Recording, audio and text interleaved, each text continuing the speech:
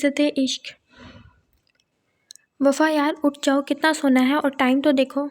वफ़ा की दोस्त सारा आधे घंटे से उठाने की कोशिश कर रही थी और वो ठीक है उठने का नाम ही नहीं ले रही थी। सारा बस 5 मिनट और। वफ़ा की नींद में डूबी आवाज़ आई, ठीक है सोती रहो तुम, मैं जा रही हूँ कॉलेज। तुम्हें अपनी नींद ज़्यादा प्यारी है ना, उधर फंक्शन शुरू है और तुम्हारी स्पीच जब लेट हुई ना तो देती रहना जवाब सबको। सारा की बात सुनते ही वफ़ा ने पट से आंखें खोली। ओ शिट यार, तुम मुझे जल्दी नहीं उठा सकती थी? वफ़ा जल्दी से बेड से उतरते हुए बोली। लो जी, मैं तुम्हें कब से उठा रही हूँ और ऊपर से गुस्सा भी मुझ पर ही निकल रहा है मैडम का। अच्छा ना सॉरी, अब मेरी प्यारी बहना नहीं हो, प्लीज़ मेरा एक काम कर दो। वफ़ा ने जल्दी से सॉरी बोला और मस्कीन सा मुंह बना के बोली, इतना मस्कीन मुंह बनाने की ज़रूरत नहीं है, कर दी है प्रेस तुम्हारी ड्रेस, अब जल्दी से जाओ और तैयार होके। Thank you. वफ़ा जल्दी से बोलती वॉशरूम में की तरफ बढ़ी। वफ़ा जिसकी वालिदैन की वफ़ात हो चुकी थी, एक भाई जो कि 2 साल पहले बिज़नेस के सिलसिले में बाहर चला गया था और वफ़ा अपने मुल्क को छोड़ना नहीं चाहती थी। यही वजह थी वो हॉस्टल में रहती थी और यहाँ सिर्फ उसकी एक ही फ्रेंड थी जो कि सारा थी। दोनों दो जान एक कालिब थी। नाश्ते की टेबल पर 3 अफराद थे और खामोशी से नाश्ता कर रहे थे। इस खामोशी को हरम ने तोड़ा। बाबा मैं क्या सोच रही हूँ कि अब घर में कितनी खामोशी है, क्यों ना हम भाई की शादी करते। हरम की बात पर पानी पीते आर्यन को अछू लग गया, जिस पर हरम और आसन साहब की हंसी निकल गई। हरम ये तुम ज़्यादा ही शरारती नहीं होती जा रही? आर्यन ने हरम को घूरते हुए बोला। भाई मैंने क्या कहा है, देखे बाबा भाई कैसे घूर रहे हैं मुझे। हरम ने आसन साहब को शिकायत लगाई। अच्छा चलो अब जल्दी करो, मैं लेट हो रहा हूँ। आर्यन आज फंक्शन है ना, तुम जा रहे हो? जी बाबा जाना है, और तुम उठो मैं लेट हो रहा हूँ, आर्यन ने बाबा को जवाब देते हरम को कहा। चल रही हूँ भाई, वैसे आज तो कॉलेज की लड़कियाँ गई काम से। अल्लाह, वो दोनों एहसन साहब को हाफिज़ बोलते चले गए। चुप करके चलो तुम। एहसन साहब एक बिजनेसमैन थे और 2 बच्चे आर्यन और हरम थे, जबकि बीवी अलालत की वजह से काफ़ी साल पहले वफात पा गई थी और एहसन साहब का बिजनेस आर्यन रन कर रहा था। उसका हर जगह, इसी वजह से हर जगह पर उसके चर्चे थे। एज अ चीफ गेस्ट वो कॉलेज में जाना चाहता था। सारा मुझे बहुत डर लग रहा है, कुछ गड़बड़ ना हो जाए। कुछ नहीं होता वफ़ा, सब ठीक होगा, अभी तुम्हारी बारी आने में थोड़ा टाइम है। तुम ऐसा करो, थोड़ी देर बाहर वाली साइड पे जाके इजी हो जाओ। ठीक है। वफ़ा अपनी ही धुन में चल रही थी, एकदम उसका पाँव लड़खड़ाया। इससे पहले वो गिरती तो आहिनी बाजुओं ने उसे सहारा दिया। वफ़ा ने ज़ोर से आँखें मीची हुई, अपनी पोजीशन का एहसास हुआ तो जल्दी से पीछे हुई। सॉरी, ये कहते ही वो वहाँ से निकलती चली गई, जाने बगैर कि किसी का दिल भी अपने साथ लेकर जा रही है। वफ़ा किधर रह गई थी यार, तुम्हारा नाम बोला जा रहा है, जल्दी जाओ। वफ़ा स्टेज पर गई, लेकिन सबसे सामने जो चेहरा नजर आया वो देख कर उसे कुछ देर का पहले का मंजर याद आया था। फिर खुद को संभालते ही माइक की तरफ बढ़ी। अस्सलाम वालेकुम। आज का जो मेरा मौजू है, शायद उसे सुनने के बाद आप में से बहुत लोग के गुनाह करने से पहले सोचेंगे, और आज का मौजू है ज़िना। ज़िना क्या है? बहुत से लोग समझते हैं कि ज़िना सिर्फ एक ही किस्म का होता है। नहीं, बल्कि ऐसा बिल्कुल नहीं। इस्लाम में, हमारे मज़हब में हर चीज़ का ज़िना है। अगर एक लड़की किसी नामहरम के लिए तैयार होती है तो वह भी ज़िना के ज़ुमरे में आता है। अगर किसी नामहरम पर एक नज़र डालने के बाद उससे मुतासिर होकर दूसरी नज़र डालें तो वह आँख का ज़िना कहलाता है। और ये बात यहाँ तक नहीं है, हमारे मज़हब इस्लाम में ये भी ज़िना के ज़ुमरे में आता है। आजकल लड़के लड़कियाँ फेसबुक पर बातें करते हैं, क्या यही हमारे मज़हब में है जो हमारी कौम आजकल कर रही है? जदीद दौर में इस सब को फ़ैशन का नाम दिया जाता है, बोल्डनेस कहा जाता है। पर क्या कभी किसी ने सोचा है कि आखिरत में बोल्डनेस हमारे काम आएगी? क्या ये चीज़ें हमारी बख्शिश का ज़रिया अल्लाह ताला बनेंगी? बिल्कुल नहीं। हमारी बख्शिश का ज़रिया तो नमाज है, अल्लाह की किताब है। इस्लामी असूलों पर अमल करने से हमारी बख्शिश होगी, क्योंकि ये दुनिया तो अबदी है, असल तो आखिरत है। इसीलिए क्यों हम अपनी ज़िंदगी के लिए अपनी आखिरत ख़राब करें?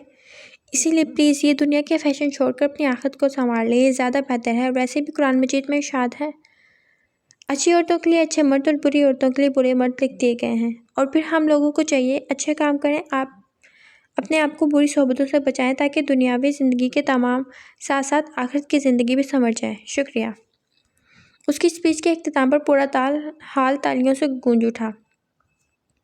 उसमें बस एक शख्स की नज़रें उसे अपने चेहरे पर पड़ती हुई महसूस हुई थी। पूरी स्पीच में एक दफ़ा भी नज़रें उसकी वफ़ा से नहीं हटी थी, और यही बात उसको उलझन में मुब्तला कर रही थी। वो स्टेज से उतर कर सारा की तरफ बढ़ गई। यार वफ़ा, बहुत अच्छी स्पीच थी, मुझे पूरा यकीन है फर्स्ट प्राइज़ तुम्हें ही मिलेगा। हाँ शुक्र है सब ठीक हो गया, वरना मुझे तो टेंशन हो रही थी। वफ़ा, वैसे तुमने आर्याना फंदी देखा? क्या पर्सनैलिटी है। कौन आर्याना फंदी? वफ़ा ने पूछा। Chief guest of the day. यार, और कौन? एक तो सारा, मुझे बहुत बुरी आदत लगती है, तुम्हारी खूबसूरत बंदा बाद में देखती हो, शुरू पहले हो जाती हो। वफ़ा ने खुफकी से उसे देखते हुए कहा। मैं तो ऐसे ही बात कर रही थी, तुम तो सीरियस ही हो गई हो। सारा ने वजाहत दिया, मुबादा वो नाराज़ ही ना हो जाए।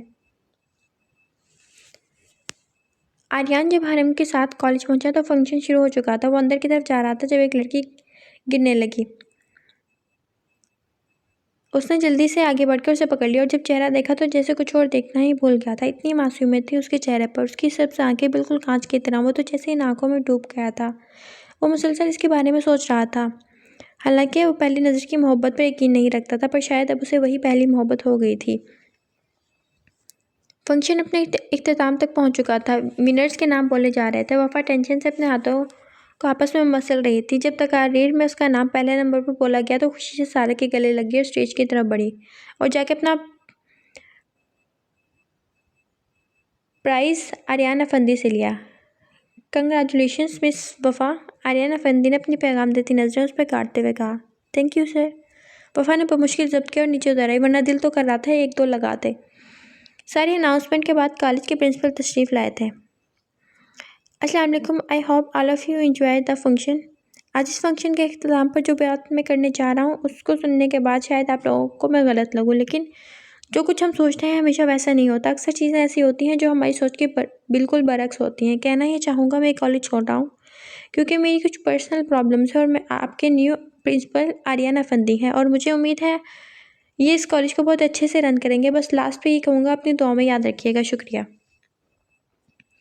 प्रिंसिपल के जाते ही पूरे हॉल में हलचल सी मच गई थी। वफ़ा और सारा भी उधर से निकलकर हॉस्टल जाने के लिए बाहर की तरफ निकली। ओहो, बड़े बड़े लोग आए हैं आज तो घर पे। आर्यन अपने दोस्त अहद के फ्लैट में आया था फंक्शन से वापसी पर। किधर थे? इतने दिन हो गए, कोई खबर ही नहीं। कुछ नहीं यार, बस थोड़ा सा बिजी था। हाँ हाँ बाप, बड़े लोगों को हमारी याद कैसे आएगी। मजलूम बीवी ना बन यार। आर्यन ने एक धमुका उसकी कमर पे मारा था। उफ, मार दिया जालिम। अब अहद की दुहाइयाँ शुरू थी जो कि जारी ही रहनी थी। अस्सलाम वालेकुम भाई। वफ़ा ने अपने भाई अरसल को कॉल की और अब उससे बातें कर रही थी। ये उसका रोज़ का मामूल था। वो रात को बात करके सोती थी। वालेकुम सलाम, कैसी है मेरी बहन? मैं तो ठीक हूँ भाई, आप कैसे हैं? मैं भी एकदम फिट। जी नज़र आ रहा है, फिट तो है, पर क्या आपने वापस नहीं आना? अरे अरे, आना है, आजकल थोड़ा बिजी हूँ। इंशाल्लाह 2 माह तक बिजनेस वाइंड अप करके आऊँगा। अरसल ने वफ़ा की आंखों में फैलती नमी को देखकर कहा। पक्का ना? वफ़ा ने तस्दीक चाहिए थी। बिल्कुल पक्का। अच्छा ये देखें, मुझे प्राइज़ मिला है। बहुत बहुत मुबारक हो। जब कल तुमने मुझे अपनी स्पीच के बारे में बताया था मुझे पता था कि तुम्हें ही मिलेगा। अच्छा फिर आप आ रहे हैं तो मैं अपने भाई के लिए प्यारी सी लड़की ढूंढूं? अरे ढूंढने की क्या ज़रूरत है, जब मैंने पाकिस्तान आना है लड़की खुद ही मिल जाएगी। अरसल शौक हुआ था। फंक्शन को कुछ दिन गुजर गए थे और वफ़ा और आर्याना फंदी का सामना अभी तक नहीं हुआ था। सारा और वफ़ा कॉलेज की लाइब्रेरी में बैठी हुई थी। सारा यार, तुम्हें मैथ का टेस्ट आता है? कंप्यूटर को रत्ता मारती सारा से वफ़ा ने पूछा। किस गरीब को आता है यार, तुम्हें पता है मैथ मुझे कितनी जहर लगती है। सारा ने मुंह बना के कहा। तो मैथ के टेस्ट का क्या करें फिर? वफ़ा ने परेशानी से पूछा। करना क्या है, बंक करेंगे लेक्चर? सारा ने लापरवाही से कहा। और अगर पकड़े गए तो? पहले कभी पकड़े गए हैं जो आज पकड़े जाएंगे? पर अगर कुछ गड़बड़ हो गई तो मेरा इसमें कोई हाथ नहीं होगा।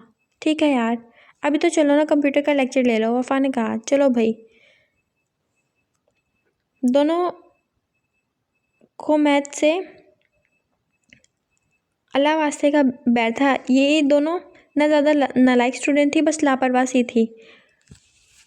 मर मर कर दोनों पास होती थी और आज भी यही हाल था उन दोनों का। पहले कुछ दिन से ऐसे नफंदी कॉलेज आ रहे थे, अब 2 दिन हो गए थे आर्यन को आते हुए। इस बीच उसने वफ़ा के बारे में काफ़ी मालूमात हासिल कर ली थी। वफ़ा चलो ना कैंटीन चलते हैं, क्या बेसुरों की तरह इधर बैठी हो? सारा ने वफ़ा से कहा जो इधर उधर देख रही थी। चलो चलते हैं, मेरे पेट में भी चूहे दौड़ रहे हैं। वो दोनों कैंटीन की तरफ जा रही थी जब सामने से आर्यन आया। सारा चलो वापस चलते हैं, अगर इसको पता चल गया तो फंस जाएंगे। वफ़ा ने सारा के कान में सरगोशी की। कुछ नहीं होता यार, चुपचाप गुजर जाते हैं, सारा ने कहा और वो दोनों बिल्कुल करीब आ गए थे उसके। किधर जा रहे हैं आप लोग? गुजरते हुए एकदम आर्यन की आवाज़ पर दोनों ने पहले एक दूसरे को देखा फिर उसकी तरफ। हम दोनों? सारा ने पूछा। जी आप दोनों, क्योंकि जहाँ तक मुझे मालूम है आप लोगों की मैथ की क्लास है। आर्यन ने कड़े तेवरों समेत कहा। वो दरअसल वफ़ा की तबीयत ख़राब हो रही थी, तो इसलिए सारा ने एकदम बहाना बनाया, जिस पर वफ़ा ने उसके बाजू पर चुटकी काटी, जो कि आर्यन से छुपी ना रह सकी। ठीक है, जाएँ आप लोग, पर कल आप दोनों जो आज टेस्ट हो रहा है वो कल मुझे देंगे। आर्यन अपनी बात कहता चला गया, जबकि वो दोनों हैरत के समुद्र में गोताजन थी। अगले दिन सारा ने तो कॉलेज आने से ही इनकार कर दिया। थक हार कर वफ़ा अकेली ही आ गई। सारा का तो कहना था कि वफ़ा भी ना जाए, पर वो वफ़ा नहीं मानी और आ गई। अब 2 लेक्चर गुजर चुके थे और इंतज़ार में थे कि प्रिंसिपल का बुलावा आया और टेस्ट से उसकी जान छूटे। वो बैठ कर मैथ के फार्मूले रट रही थी जब क्लास की एक लड़की उसके पास आई। वफ़ा, तो मैं पियोन अंकल ढूंढ रहे हैं कि प्रिंसिपल सर बुला रहे हैं तुम्हें और सारा को। अच्छा ठीक है, वफ़ा कहती हुई उठ खड़ी और ऑफिस की जानिब चल दी। अपनी सारी हिम्मत जमा करके दरवाज़ा नॉक किया और जवाब मिलने पर अंदर दाखिल हुई। अस्सलाम वालेकुम सर। वालेकुम सलाम। अब कैसी तबीयत है आपकी? जी, वफ़ा ने हैरानगी से पूछा। वो कल आपकी तबीयत ख़राब थी ना, आपकी दोस्त ने बताया था। ठीक है, वफ़ा ने आहिस्ता आवाज़ में कहा। वो दूसरी दोस्त किधर है आपकी? सर, उसकी तबीयत ख़राब थी, इस वजह से वो नहीं आई। क्या आप दोनों ने बारी बनाई हुई है कि पहले एक ने बीमार होना है फिर दूसरे ने? आर्या ने सख्त लहजे में इस्तफसार किया। वफ़ा कुछ नहीं बोली। आगे से उसे लग रहा था जैसे सारा की गलती बात ना मानकर उसने गलती कर दी। सारा की बात मान ही लेनी चाहिए थी उसे। बुक दे मुझे, आखिर आर्यन ही बोला। दिल तो कर रहा था कि छोड़ दे बेचारी को, पर इस वक्त अपने दिल की नहीं सुन सकता था। वफ़ा ने बुक दी तो आर्यन ने कुछ सवाल लिखवा दिए। वफ़ा तो सवाल करने में मगन थी, लेकिन आर्यन की नज़र उसके चेहरे को तवाफ़ कर रही थी, जो कि वफ़ा को डिस्टर्ब कर रही थी। आखिरकार उसने सवाल करके टेस्ट पकड़ा दिया। मैं जाऊँ सर? वफ़ा ने पूछा। जी। वफ़ा जाने लगी, उसकी आवाज़ सुनकर पलटी थी। जी सर, मैं आपके घर अपने पेरेंट्स को भेजना चाहता हूँ। वफ़ा तो उसकी हिम्मत पर अश करके रह गई थी। जो भी था उसे ये उम्मीद नहीं थी आर्यन अफंदी से। सर, मैं इस वक्त कॉलेज में हूँ, और दूसरी बात, आपको सूट नहीं करता किस तरह की हरकतें करें। पता नहीं इसमें इतनी हिम्मत कहाँ से आ गई थी। वो अपनी बात कहकर चली गई। वफ़ा गुस्से से तिल मिलाती हुई आर्यन के ऑफिस से निकली और क्लास में गई। बेदिली से सारे लेक्चर लिए और हॉस्टल आ गई। आगे सारा मैडम मूवी देखने में मगन थी। लैपटॉप में और गोद में रखा पॉपकॉर्न का बाउल ख़त्म होने के करीब था। वफ़ा ने थके हुए अंदाज में बैग टेबल पर रखा और आके सारा के साथ बैठ गई। कौन सी मूवी देख रही हो? Black panther. कुछ खाओगी? लाऊं? सारा ने पूछा। नहीं, दिल नहीं है अभी। वफ़ा ने उदासी से जवाब दिया। उसका मूड पूरी तरह ख़राब हो चुका था। कुछ हुआ है क्या कॉलेज में? सारा ने उसकी उदास शक्ल देखकर पूछा। नहीं, कुछ नहीं हुआ, बस थक गई हूँ। वफ़ा ने उसे बताना मुनासिब ना समझा कि वो खामख़ा परेशान होती रहेगी। अच्छा, तुम आराम कर लो थोड़ी देर। सारा मुतमईन तो नहीं हुई थी, पर सोचा कि बाद में पूछ लेगी। रात खाने की टेबल पर खिलाफ़े तवक्को खामोशी थी, जिसे आर्यन ने भी महसूस किया। आर्यन ने आंखों ही आंखों में बाबा से पूछा, जिन्होंने हरम की तरफ इशारा किया, जो मुंह फुलाए खाना खा रही थी। बाबा, ये आज हमारा रेडियो क्यों ख़राब हो गया है? बड़ी खामोशी है। आर्यन ने हरम की तरफ देखते हुए कहा, जिस पर हरम ने उसे एक घूरी से नवाजा और दोबारा खाने में मशगूल हो गई। लगता है मामला ज़्यादा ख़राब है ना बाबा? उसने बाबा से तायीद चाही। मैं तो कुछ नहीं कह सकता, ये तो तुम जानो। आसिन साहब ने हरी झंडी दिखा दी। क्या हुआ है हमारी शहजादी को? आर्यन हरम के साथ वाली चेयर पर बैठते हुए बोला। आपको तो जैसे पता ही नहीं है ना, इतने मासूम ना बने। खुफ की हनूस बरकरार थी। तो जब तक मुझे बताओगी नहीं, मुझे पता कैसे चलेगा? आपने मुझे बोला था मुझे ट्रीट देंगे, और अभी तक नहीं थी, और अब तो आप बात ही ना करें। अच्छा, तो ये बात है। ठीक है, कल तैयार रहना, ट्रीट के साथ शॉपिंग भी कर लेना। सच भाई, यू आर ग्रेट। हरम खुशी से उसके गले लग गई। वफ़ा सुबह से नोट कर रही थी कि क्लास की लड़कियां उसे देखते ही सरगोशी करना शुरू कर देती, और अभी वो सारा के साथ गार्डन में बैठी थी कि एक लड़की ने आके उसे मैथ की बुक दी। तो वफ़ा को याद आया, कल ये बुक तो ऑफिस में ही छोड़ आई थी। 1-2 लेक्चर लेने के बाद सिर दर्द की वजह से वो हॉस्टल जाने लगी। इरादा था बैग वगैरह लेकर हॉस्टल चली जाए। जैसे ही क्लास में दाखिल हुई, उसे देखकर सरगोशियाँ शुरू हो गई। वो जैसे ही नज़र अंदाज करते आगे बढ़ी, पीछे से आवाज़ आई। शक्ल से इतनी मासूम है और काम देखो इसके। छोड़ो यार, वैसा ही होता है आजकल, ऊपर से कुछ और अंदर से कुछ और। कैसा चक्कर चला रही है प्रिंसिपल के साथ। बस उसकी बर्दाश्त यहीं तक थी। वो बैग उठाकर निकल आई। उसे नहीं पता था वो कहाँ जा रही है, बस कानों में वही अल्फाज गूंज रहे थे। सारा कॉलेज में थी कि उसे वफ़ा का टेक्स्ट मिला, वो हॉस्टल जा रही है। सारा वापस आई तो वफ़ा नहीं थी। अब तो शाम हो रही थी कि वफ़ा को कुछ ही पता ना था। हरम आज शॉपिंग करके अब आर्यन के साथ सी साइड पर आ गई थी। भाई, वैसे कुछ उड़ती उड़ती सुनी है मैंने, हरम ने साथ चलते आर्यन से कहा। क्या सुना है तुमने? आर्यन को कुछ कुछ अंदाज़ा तो था कि वो किस बारे में बात कर रही है। यही कि जो हमारी क्लास की वफ़ा है, उससे आगे उसने बातों दौड़ी छोड़ दी। हाँ तो क्या वाकई ऐसा है भाई? अगर मैं कहूँ हाँ तो, आर्यन ने मुस्कुराते हुए कहा। तो देर किस बात की है, बाबा से बात करें ना फिर, हरम ने पुरजोश लहजे में कहा। भाई, एकदम हरम की आवाज़ आई। वो देखे, वो लड़की पानी में आगे जा रही है। हरम के कहने पर आर्यन ने चौंक कर उसकी तरफ देखा। आर्यन ने जब उस साइड पर देखा तो जल्दी से आगे बढ़ा। मिस, पागल हो गई हैं आप? उसका रुख अपनी तरफ करने पर उसे हैरत का शदीद झटका लगा और बाकी के अल्फाज मुंह में ही रह गए थे, क्योंकि वो कोई और नहीं, वफा थी। इतने में हरम भी उन तक पहुंच चुकी थी।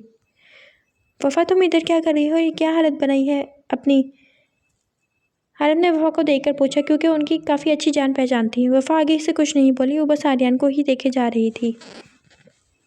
वफा, आओ, हम तुम्हें हॉस्टल छोड़ देते हैं। मुझे तुम्हारी तबीयत ठीक नहीं लग रही। आखिरकार आर्यन ही बोला था। अब क्या चाहते हो आप? बर्बाद कर दिया ना मुझे, बदनाम कर दिया मुझे सबके सामने। जिन लड़कियों से मैं बात करना पसंद नहीं करती थी, वो लड़कियां आज मुझ पर उंगलियां उठा रही हैं। बोले, क्या बिगाड़ा था मैंने? क्यों किया आपने मेरे साथ ऐसा? वो चीखते चीखते बेहोश होकर गिरने लगी कि आर्यन ने आगे बढ़कर उसे थाम लिया और जल्दी जल्दी उसे लेकर गाड़ी की तरफ बढ़ा। हरम भी उसके साथ ही थी। उसने जल्दी से वफा को पिछली सीट पर लिटाया और खुद ड्राइविंग सीट पर संभाल ली। कुछ ही देर में वो लोग अस्पताल में थे। डॉक्टर वफा का चेक कर रहे थे। आर्यन और हरम टेंशन में खड़े थे। डॉक्टर वफा को चेक करके बाहर आए। टेंशन की कोई बात नहीं है, बस स्ट्रेस की वजह से बेहोश हो गई हैं। अभी इंजेक्शन लगा दिया है, कुछ देर बाद होश में आए तो आप इन्हें घर ले जा सकते हैं। डॉक्टर अपनी तसल्ली देकर जा चुका था। हरम ने वफा के मोबाइल से सारा को कॉल करके बुलाया और कुछ ही देर बाद सारा भी पहुंच चुकी थी। उन्हें देखते हुए तेजी से उनकी तरफ बढ़ी। क्या हुआ है वफा को हरम? उसने परेशानी से हरम से दरियाफ्त किया। परेशानी की बात नहीं, शायद कोई टेंशन ली है जिसकी वजह से बेहोश हो गई है। हरम ने साफ साफ बात बताई थी। आप किधर है वफा? रूम में है, भी सो रही है। आ जाओ, कमरे में चलते हैं, हरम ने कहा, जबकि आर्यन मेडिसिन लेने गया हुआ था। थोड़ी देर बाद वफा को होश आया। हरम और सारा उसके पास ही थी। वफा को होश में आते देख सारा जल्दी से उसके करीब आई। तुम ठीक हो वफा? मैं ठीक हूँ सारा, मुझे हॉस्टल ले चलो प्लीज़। अच्छा ठीक है, चलते हैं अभी, मैं भाई को कॉल करती हूँ, बाहर ही हैं। हरम ने नरमी से कहा। नहीं, हम लोग चले जाएंगे, वफा ने कहा। वफा यार, क्यों जिद कर रही हो? सर छोड़ देंगे ना? सारा के कहने पर वफा चुप हो गई, क्योंकि वो तमाशा नहीं लगाना चाहती थी। रास्ते में हरम और सारा तो बातें करती हुई आई थी, लेकिन वफा आंखें मूंदे बैठी रही। आर्यन बैक मिरर से गाहे बगाहे नज़र डालता रहा था। दोनों को उतारने के बाद घर आके सीधा अपने रूम में चला गया। वो मुसलसल वफा के बारे में सोच रहा था। उसे वफा की हालत पर दुख हो रहा था। ये कुदरती बात है कि जिसको सबसे ज़्यादा चाहें उसे आपकी वजह से दुख पहुँचे तो तकलीफ़ होती है, और बहुत ज़्यादा तकलीफ़ होती है। आर्यन को भी इस वक्त वही तकलीफ़ हो रही थी। उसके बस से तो बस नहीं चल रहा था कि जिनसे वफा को तकलीफ़ पहुंची उनका हशर नशर कर दे। उसने वज़ू करके अपने अल्लाह से दिल की दुआ की तो दिल को थोड़ा सुकून मिला था। वफा हॉस्टल आने के बाद चुप थी, और शायद इंजेक्शन का असर था, उस पर गुनूद की तारी हो गई और सोचते सोचते ही नींद की वादियों में उतर गई। और सारा, जो कि आज के वाक़ये से परेशान हो गई थी, उसने सोचा कि कल बात कर लेगी वफा से। अगले दिन वफा और सारा दोनों ने कॉलेज से छुट्टी की। वफा और सारा ने जब नाश्ता कर लिया तो सारा बोली, यार मुझे कुछ चीज़ें लेनी है, मार्केट चलें? नहीं, मेरा दिल नहीं है, तुम अकेली चली जाओ। तुम्हें पता है वफा, मैं तुम्हारे बगैर नहीं जाती, फिर भी तुम ऐसे बोल रही हो, सारा ने खुफकी से कहा। वो वफा को बाहर लेकर जाना चाहती थी ताकि उसे बात कर सके। चलो यार चलती हूँ, नाराज़ तो ना होना, उसे सारा की खुफकी की परवाह करते हुए कहा, वरना उसका दिल बिल्कुल भी नहीं था बाहर जाने का। सारा ने कुछ शॉपिंग की और फिर वो लोग एक रेस्टोरेंट में आ गए और कदरे अलग टेबल पर बैठ गई। कुछ देर की खामोशी के बाद सारा बोली, वफा क्या बात है, कल तुमने क्या टेंशन ली थी जिसकी वजह से तुम्हारी तबीयत ख़राब हो गई? कुछ नहीं हुआ, बस ऐसे ही, वफा ने नज़रें चुराते हुए कहा। वफा, मुझे भी नहीं पता होगी, क्या आप मुझसे भी छुपाओगी? सारा किस तरह कहने से वफा के ज़ब्त के बंधन टूट गए और उसने हर बात सारा को बता दी। सारा, मैं कॉलेज नहीं जाऊँगी, भाई के पास चली जाऊँगी, वफा ने रोते हुए कहा। वफा, पागल हो गई हो क्या? कोई कुछ भी बोलेगा और तुम सब कुछ छोड़ छाड़ कर चली जाओगी? लोगों की परवाह करना छोड़ दो। लोग तो हर बात पर मौका ढूंढते हैं, पर तुम्हें तो पता है ना, जहाँ तक सर वाली बात है तो यार तुम इग्नोर करो उनको। आजकल मोहब्बत कुछ नहीं होती, बाकी तुम्हारी मर्जी है, और अब मैं तुम्हारे मुँह से ऐसी कोई बात ना सुनूं।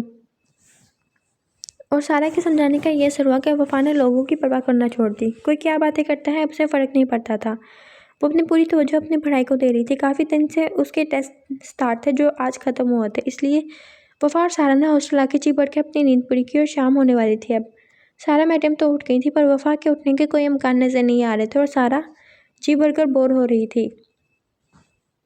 वफ़ा उठ जाओ, कितना सोना है तुमने? सारा ने झुंझलाते हुए वफ़ा को झंझोड़ा। सोने दो यार, इतने दिन बाद तो नींद पूरी कर रही हूँ। वफ़ा की नींद में डूबी हुई आवाज़ आई और 2 ही मिनट बाद वफ़ा करंट खा के उठ गई क्योंकि सारा ने पानी से भरा जग उस पर डाल दिया था। सारा की बच्ची, छोड़ूंगी नहीं आज मैं तुम्हें, ये क्या बदतमीज़ी है? अब तुम सोना, फिर बताऊंगी मैं तुम्हें, वफ़ा ने गुस्से से कहा और वॉशरूम में घुस गई।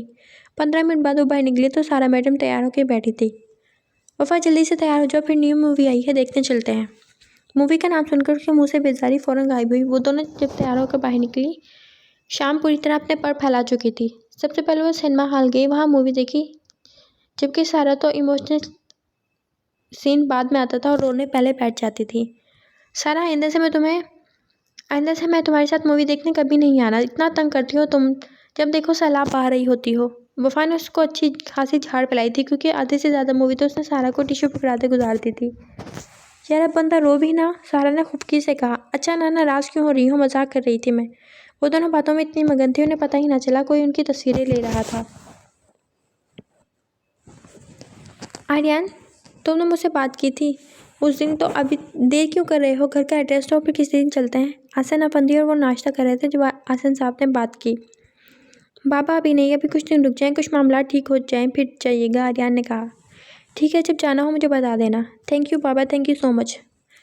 बेटे, मुझे अपनी औलाद की खुशी सबसे ज़्यादा अजीज़ है और फिर तुम और हरम ही से ही तो मेरे घर में रौनक है। ओके बाबा, मैं चलता हूँ, मुझे कुछ ज़रूरी काम है। आर्यन खुदाफिज बोलता हुआ चला गया। वफ़ा का दिल आज बहुत उदास था, उसे लग रहा था जैसे कुछ होने वाला है और यही बात सारा ने भी नोट की। बेदिली से सारे लेक्चर लेने के बाद वो हॉस्टल जाने के लिए कॉलेज से निकली। सारा का भी एक और लेक्चर था जिसकी वजह से वो अकेली ही जा रही थी। कुछ ही कदम चली थी कि सियाकार उसके करीब आकर रुकी। इससे पहले कुछ समझती 2 आदमी तेजी से बाहर निकले, जिनमें से एक ने उसके मुंह पर रुमाल रखा और वो होशो हवास से बेगाना होती चली गई। सारा जब कॉलेज से हॉस्टल वापस आई तो वफ़ा नहीं थी। उसे कुछ दिन पहले वाला वाक़या याद आया तो टेंशन होने लगी। वफ़ा का नंबर भी बन जा रहा था। उसे परेशानी ने घेर लिया। इसी परेशानी में शाम होने लग गई, लेकिन वफ़ा का कुछ पता नहीं चल रहा था कि कहाँ है। अब उसके पास सिर्फ एक ही रास्ता था। उसने हरम के नंबर पर कॉल की। 2-3 बेल के बाद कॉल पिक कर ली गई थी। हरम, क्या तुम मुझे सर का नंबर दे सकती हो? सारा ने कॉल पिक होते ही पूछा। क्यों, क्या हुआ? सब खैरियत है ना? हरम ने परेशानी से पूछा। हाँ, बाद में बताऊँगी, अभी नंबर दो प्लीज़।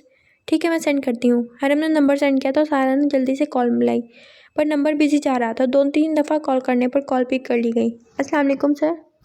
वालेकुम सलाम। कौन? सर, मैं वफ़ा की दोस्त बात कर रही हूँ, सारा। सर, वफ़ा का आज दोपहर से कुछ पता नहीं चल रहा कहाँ है। सारा का लहजा रूहानसा हो गया था। ओके ओके, आप टेंशन ना लें, मैं 10 मिनट में आता हूँ हॉस्टल। आर्यन ने तसल्ली दी और कॉल बंद करके चाबी उठाता निकल पड़ा। उसे खुद फिक्र हो रही थी, पता नहीं वफ़ा कहाँ होगी और कैसी होगी। उसकी आंखें आहिस्ता आहिस्ता खुल रही थी और सर घूम रहा था। जहन पर जोर डालकर याद करने की कोशिश की वो कहाँ है, तो याद आया कि वो तो हॉस्टल जा रही थी। लेकिन जैसे ही उसे याद आया वो एक झटके से उठ खड़ी हुई। वो एक दरमियाने साइज़ का कमरा था जिसके साइड पर बेड रखा था और एक टेबल था, दरमियान में एक अलमारी। वफ़ा ने जल्दी से आगे बढ़कर दरवाज़ा खोलने की कोशिश की, लेकिन वो लॉक था। उसने दरवाज़ा बजाया लेकिन बेसूद। वो दरवाज़ा बजा बजा के थक गई, लेकिन कोई आवाज़ नहीं आ रही थी और ना दरवाज़ा खुल रहा था। वो बेबसी से रोने लगी। या अल्लाह, मुझे बाहिफाजत रखिएगा। वो जी, प्लीज़ मेरी मदद करें, मैं पता नहीं कहाँ आ गई हूँ, कौन है ये लोग? वो रोते हुए दुआ कर रही थी अल्लाह से। आर्यन जब हॉस्टल पहुंचा तो सारा को परेशान पाया। आर्यन ने उसे सारी तफसील ली और सारा को अपने घर छोड़कर खुद अपने दोस्त की तरफ चला गया जो कि पुलिस में था। अब उससे पूरा मामला डिस्कस कर रहा था। तुम्हें क्या लगता है, उसकी फैमिली की किसी के साथ कोई दुश्मनी वगैरह तो नहीं? नहीं यार, उसकी फैमिली इधर है ही नहीं तो दुश्मनी कैसी? आर्यन ने परेशानी से कहा। फिक्र ना करो यार, मेरी टीम ढूंढ रही है और उसका मोबाइल भी ट्रेस कर रही है।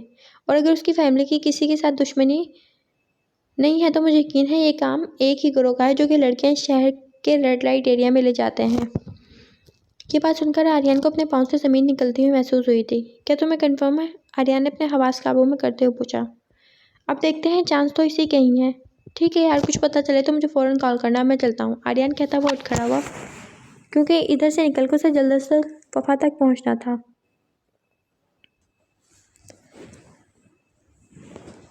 वफ़ा रो रो कर थक चुकी थी, अपने अल्लाह से मुसलसल दुआ कर रही थी और सूरज की किरणें रोशनदान से आ रही थी जिससे उसे पता चल रहा था कि अगली सुबह हो गई है। इतने में दरवाज़ा खुला और एक औरत अंदर दाखिल हुई जिसने अजीब सा लिबास डाला हुआ था जिसमें से उसका पूरा जिस्म आया हो रहा था। जिस तरह सुना था उससे बढ़कर पाया है। अब तो कोई गौहर बाई के ही चर्चे होंगे।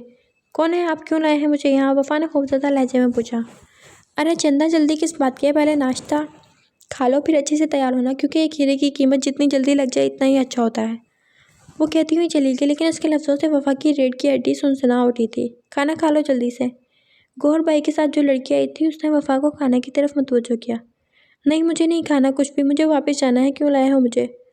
देखो, यहाँ जो एक बार आता है फिर वापस नहीं जाता, इसलिए चीखने का कोई फ़ायदा नहीं। वो कहती हुई वहाँ से बाहर चली गई। वो आज इस जगह पे आया था जहाँ कोई शरीफ कभी आना पसंद ही ना करता, और अब वो गौहर भाई के पास बैठा जो कि इसकी ड्रेसिंग से बहुत ही मरूब नज़र आ रही थी। अरे सरकार, अपने कोठे के हीरे दिखा रही हूँ, लेकिन लगता है आपके दिल को नहीं लगी अभी तक। पर एक हीरा जो मैं आपको दिखाऊंगी, इसको देखकर आप इनकार नहीं कर सकेंगे। गौहर बाई मक्कारी से हंसी। तो देर किस बात की है? दिखाइए, हम तो उसी के इंतज़ार में हैं। आर्यन ने अपने लहजे को नॉर्मल करते हुए कहा। तो पहले तस्वीर देख लें, फिर आपको ले चलती हूँ। उसने आर्यन को तस्वीर दिखाई, जिसे देखकर उसका शक यकीन में बदल गया। आर्यन ने तस्वीर देखने के बाद जेब से चेक निकाला, उस पर अमाउंट लिखकर साइन करके गौहर को पकड़ा दिया। उसकी रकम देखकर उसकी बाँझें खुल गई थी। अब चलें, आर्यन ने मुस्कुराते हुए कहा, लेकिन लहजा ठंडा था। अब आप मुझे बात करने दें, आर्यन ने मुस्कुराते हुए कहा, पर उसका लहजा सर था। जी बिल्कुल, गौहर भाई कहती हुई बाहर चली गई। अब कमरे में सिर्फ आर्यन और वफा है। आर्यन ने वफा को देखा, जिसकी एक ही दिन में हालत ख़राब हो चुकी थी। अब तक वो यूनिफॉर्म में ही मलबूस थी। वाह आर्यन अफंदी, मुझे नहीं पता था कि आप अपने मतलब के लिए इतनी गिरी हुई हरकत कर सकते हैं। अभी उसे देखने में मुँह था कि वफा ने बोलना शुरू किया। उसकी बात सुनकर आर्यन अफंदी ज़्यादा हैरान नहीं हुआ, क्योंकि उसे उम्मीद थी कि वह कुछ ऐसा ही समझेगी।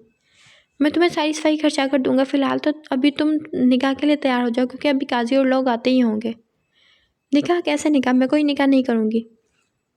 आपको आपके नापाक इरादों में कभी कामयाब नहीं होने दूंगी। ठीक है, जैसी तुम्हारी मर्जी। मैं तो तुम्हारा भला सोच रहा था, पर तुम्हें नहीं मंजूर तो ठीक है, पूरी ज़िंदगी निकाह के बगैर रहना मैं कर देता हूँ। फ़ोन के ना आए। फ़ोन निकाल के नंबर मिलाने लगा। नहीं, मैं तैयार हूँ, वफ़ा ने कब कपाते लहजे में कहा। Are you sure? आर्यन ने उसे देखते पूछा, तो वफ़ा ने इस बात में सर हिला दिया।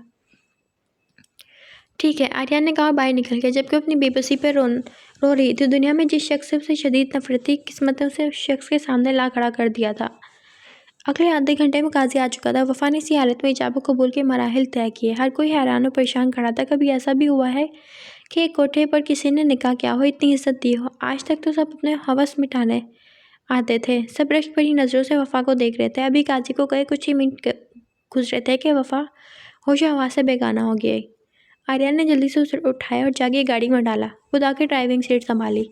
उसे लेकर सीधा घर आया था, जहाँ हरम, सारा और आसन अफंदी उसे उनका इंतज़ार कर रहे थे। लाउंज में ही बैठे थे जब आर्यन वफ़ा को उठाए अंदर दाखिल हुआ। सब परेशानी से उनकी तरफ बढ़े। क्या हुआ है वफ़ा को? सबसे पहले हरम ने पूछा।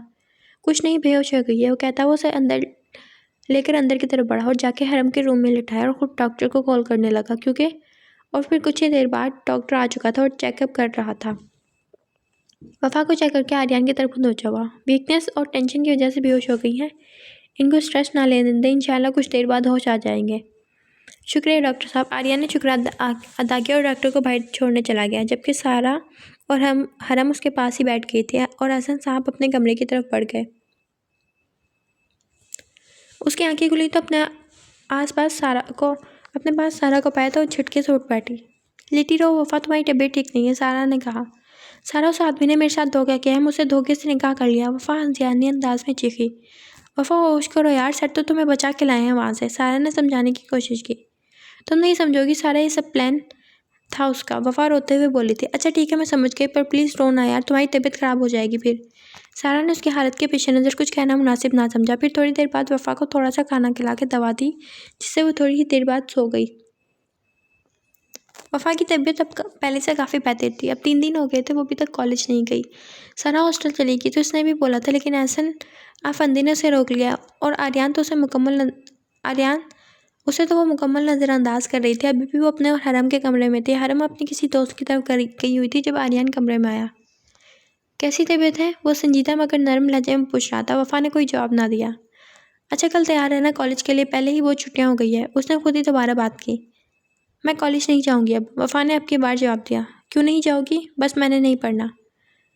कल सुबह तैयार रहना, मैं कोई बात नहीं सुनूंगा। अगर तुम तैयार ना हुई तो मैं ज़बरदस्ती भी कर सकता हूँ तुम्हारे साथ। अपनी बात कहकर वो चला गया, जबकि वफ़ा पाँव पटकती रह गई।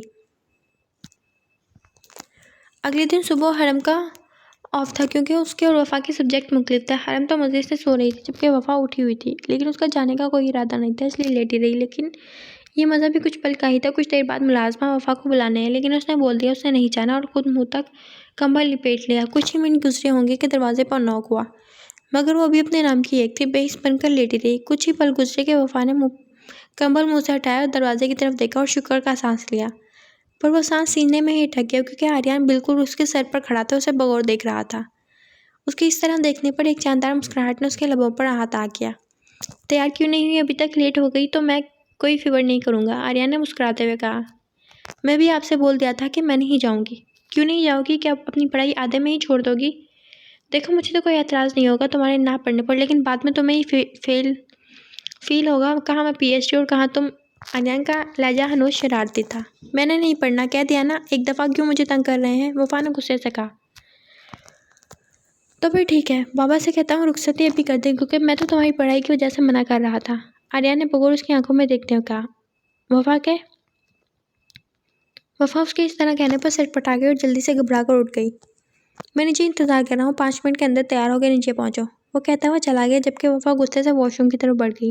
अगले 10 मिनट बाद वो तैयार होकर नीचे आई। आसन अफंदी और आर्यन दोनों नाश्ता कर रहे थे। वफ़ा ने आसन साहब को सलाम किया। अस्सलाम वालेकुम बाबा। आसन साहब के कहने पर ही वफ़ा उनको बाबा बोलती थी। वालेकुम सलाम, खुश रहो हमेशा, उन्होंने उसके सर पर हाथ रखते हुए कहा। आओ बैठो, नाश्ता करो। आसन अफंदी ने कहा, नहीं बाबा, भूख नहीं है, अभी कॉलेज में कुछ खा लूँगी। आर्यन ने वफ़ा को देखा और दूध का गिलास आगे किया। जल्दी पियो, फिर चलते हैं, पहले ही लेट हो चुके हैं, आर्यन ने संजीदगी से कहा। वफ़ा ने एक नज़र आसन साहब को देखा और दूध का गिलास पकड़ लिया, जबकि आर्यन को कोई कॉल आ गई थी, जो सुनते हुए बाहर चला गया। वफ़ा ने दूध का गिलास ख़त्म किया और बाबा को अल्लाह हाफ़िज़ बोलते बाहर आ गई। आगे आर्यन गाड़ी में बैठा हुआ था। वफ़ा ने पिछले दरवाजे की तरफ बढ़ने लगी कि आर्यन ने फ्रंट डोर खोल दिया। वो गुस्सा जब्त करते आगे बैठे, दरवाज़ा ज़ोर से बंद किया। पूरे रास्ते दोनों के दरमियान खामोशी रही। आर्यन खामोशी से ड्राइविंग करता रहा और वफ़ा पता नहीं किन नोट्स में सर्दी बैठी रही। गाड़ी रुकी तो वफ़ा उतरने लगी, जब आर्यन बोला, छुट्टी टाइम मैसेज करूँगा, आ जाना, अगर कोई प्रॉब्लम हुई तो मुझे कॉल कर लेना। और वह खामोशी से उतर कर अंदर चली गई। कॉलेज के आगे गैलरी में खड़े होकर वो खूब रोई। कुछ ही दिनों में उसकी ज़िंदगी कैसे क्या हो गई थी, सब कुछ बदल गया। अब वो हर बात में किसी के मोहताज थी। उसकी ज़िंदगी के फैसलों का इख्तियार उसके पास नहीं रहा था, और भाई को भी अभी तक नहीं पता था। अगर उन्हें पता चल गया तो क्या होगा, ये अलग टेंशन थी। अभी नहीं सोचों में थी कि अपने कंधे पर किसी का हाथ महसूस हुआ। पीछे मुड़कर देखा तो सारा थी। क्या हुआ, यहाँ क्यों खड़ी हो, क्लास में नहीं जाना क्या? सारा ने वफ़ा से पूछा। नहीं, कुछ नहीं, चलो। वो दोनों क्लास में ही तो लेक्चर स्टार्ट था। सर से पूछ के वो जाके सीट पर बैठ गई। 2 लेक्चर गुजर चुके थे और वफ़ा का तो दिल कर रहा था कि भाग जाए, क्योंकि सारे कॉलेज में उसके निकाह की खबर फैल चुकी थी। हर कोई उसे मुबारकबाद दे रहा था। चलो यार, मैथ का लेक्चर होने वाला है, लेट पहुँचे तो सर ने क्लास में नहीं जाने देना। सारे की बात पे वफ़ा हैरान हुई। पहले तो सर ने कभी लेट आने पर बाहर नहीं खड़ा किया, अब क्यों? बेल हो गई यार, जल्दी चलो, खुद देख लेना, सारा ने कहा। तो दोनों तेज़ तेज़ चलते हुए क्लास में पहुंची और जल्दी जल्दी जाके सीट पर बैठ गई। कुछ ही पल में क्लास में हलचल मच गई। सारे जल्दी जल्दी अपनी सीटों पर बैठ गए थे और कोई अपने फार्मूला रटने में मगन था। वफ़ा हैरानगी से सब कुछ देख रही थी। फिर जब सर क्लास में दाखिल हुए थे, वफ़ा सही मानों में चकरा कर रह गई थी। ये इधर क्या कर रहे हैं? वफ़ा ने सारा के कान में सरगोशी की। यही मैथ का लेक्चर ले रहे हैं 3 दिन से, और आगे भी यही लेंगे। आर्यन ने अटेंडेंस लगानी शुरू की। रोल नंबर 16, क्लास में आवाज़ गूंजी। जिसका रोल नंबर था वो तो पता नहीं कौन सा फार्मूला ढूंढने में मगन थी। रोल नंबर 16, एक दफ़ा फिर आवाज़ आई। सारा ने वफ़ा को कोहनी मारी तो हड़बड़ाकर होश में आई। Yes sir, stand up, Aryan ने सख्त लहजे में कहा। वो खामोशी से खड़ी हो गई, क्योंकि उसे पता था वो अब अच्छी खासी करेगा। जैन किधर है आपका? मुझे सख्त नापसंद है ऐसे स्टूडेंट जो फिज़िकली प्रेजेंट होते हैं पर मेंटली नहीं। सॉरी सर, उसने उससे कहा। Sit down. और फिर पूरा लेक्चर वफ़ा तो अपनी सबके सामने की जाने वाली बेइज्जती का दुख रहा। बाकी दिन भी बोर गुजरा। पहले तो उसका दिल करता लेक्चर छोड़कर हॉस्टल चले जाए, क्योंकि हॉस्टल पास ही था। लेकिन अब जब तक सारे लेक्चर ना हो जाते तब तक वो जा भी नहीं सकती थी। घंटे भर बाद फ्री होकर बैठी थी और आर्यन की कॉल का वेट कर रही थी।